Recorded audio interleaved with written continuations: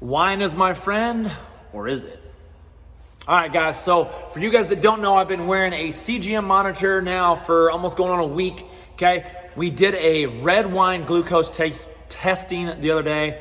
You guys can watch that video. All right, I've got that posted. It was not enjoyable for me because I'm not a wine drinker, but we wanted to see, I've always talked to clients about drinking wine and alcohol and the impact they may have on their weight loss journey. And often we get some pushback on that as trainers. So I wanted to see, Grant, is it really that bad for somebody? So I want to talk to you guys about some of the results that I found. And what I want everybody to know is this. First off, these are the results for me and how my body responds to alcohol, okay? As I said in the video earlier that I did when I drink the wine, I am not an alcohol drinker, okay? But this is some information that may be helpful and some things to think about when it comes to the drinking aspect, okay? Second off, I want to talk about behaviors, okay? So behaviors is the thing that we talk about a lot, and often these behaviors can be good or bad that are dictated by an action that we may do, okay? So the biggest thing I always tell people is sometimes when we do certain actions, they actually may not be that bad, and the CGM may show that to be not that bad of an action itself, but the behavior that then goes with that action may be something we need to look at. So I'll show you guys more when I show you guys the graph. It'll make more sense when we'll break that down, okay? And then third, okay, so before I even looked at my CGM while I was sitting around waiting for the response of my glucose monitor, I did some research on like, hey, what does glucose levels do when you drink alcohol, okay?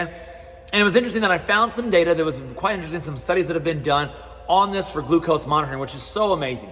One of the biggest things that I found was your glucose response from alcohol may not have any response at all. It actually may even go down if you stay within the 1 to 2 serving allotment per the person and the individual, okay? So a lot of studies were showing that when people drank alcohol, okay, in a controlled environment, they were seeing glucose spikes not change within the 2 to 3 to 4 hour window time frame, okay, which was quite interesting. But what they found on it is what was happening is the body was working on metabolizing the alcohol, and so the blood glucose was not such a big deal, okay? And since the liver is involved in blood glucose and it's involved in alcohol drinking, okay, there's a lot more science behind it, and I can send you guys the research studies on this, okay? It is spending a lot of time focusing on metabolizing the alcohol, okay? So the body may maintain its glucose level, okay? But then later, after the alcohol is metabolized, is where the change really happens for a lot of people, all right? So I'll show you guys my graph. Let's take a look at my graph and let's see what happens in my glucose levels. Okay guys, so here is kind of the outcome of the wine drinking. You can see previous day, glucose variability, time and range. Those are important things that we'll talk about in other videos. But here is where obviously I'd eaten dinner, which I wanted to follow a similar routine that people would do. And then I followed that up with a drink, which was the wine here, the 4 ounces, okay? You can see here, red wine, 4 ounces, okay? So again, you can see here after I had it, there was a little bit of a spike, but there was a little bit of leveling out, which was interesting because like I said, when I did the study and the research, found that this is kind of common as the body's trying to metabolize that alcohol. So then what's interesting is, you know, as I got to here, obviously I didn't leave the note here, but I remember in this range here, I was starting to get hungry and I actually found myself in my pantry and had to tell myself, walk away, don't eat anything. Okay. Now, traditionally, people probably wouldn't do that. They would continue on with their eating path. Okay. So then if we go into the next day, we want to look at some stuff here. Okay. So again, like I said, didn't sleep very good. I actually had woken up around this time. Kind of, I don't even remember why I woke up. I think I had to use the restroom here, which is not common for me. So I actually get up, my alarm goes off at this 4:28, 4:35 time. So right here is actually where I actually had the alarm go off. So I recall waking up, using the restroom, and then I laid back down and then the alarm clock went off here. So you can see here where I had these huge spikes. And I mean, this was consistent all day. I literally remember, one, recognize that I didn't sleep very good. 2, my energy was just way off and I felt kind of brain foggy. So you feel brain foggy often when you have these spikes, okay? And you have these high levels of these ups and downs really quick. Often this can be contributed to adrenal fatigue and a lot of other things that we can talk about later. But as you can see here, all day long, I was trying to be very, very cautious of what I did. Even here in the morning, I said, okay, I'm gonna get myself back on track. I try to have chicken and broccoli, minimal carbs at all for breakfast, and man, it still just spiked me. It didn't matter what I ate or how clean it was.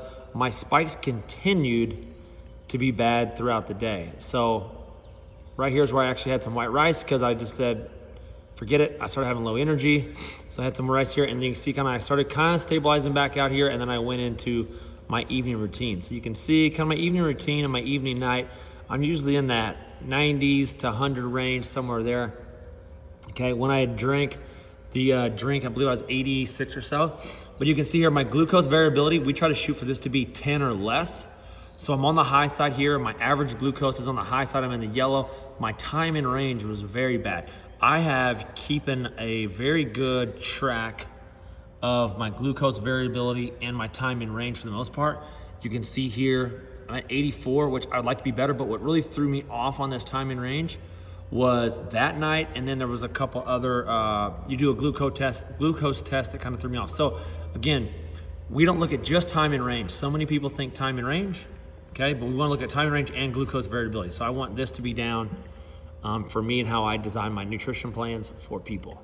So again, quite interesting stuff and data that I found for me. Again, the immediate response that I'd always thought was that when you have your drink at night, that it would spike you big time. So you can see I'm 84 and 116 was the highest that it got.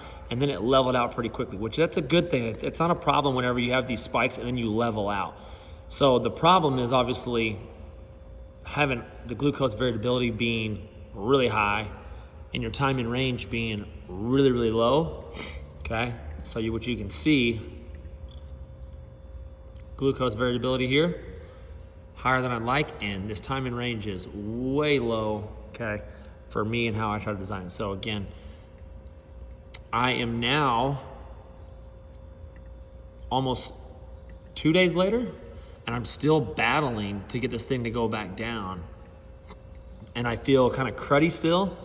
And so I'm trying to implement in food stuff to help fix that and offset that. So my glucose variability here, way better. Time in range is low, but I'm starting to bring it back up. So alcohol for me has always taken me almost 2 days to get it fully out of my system and to get back on track. So this is why when people ask me if I like to drink, I don't, because it takes me, I feel this lengthy time it takes for me to get back into sync. So tomorrow we'll take a look and we'll see how I feel, and surely by then I'll be better.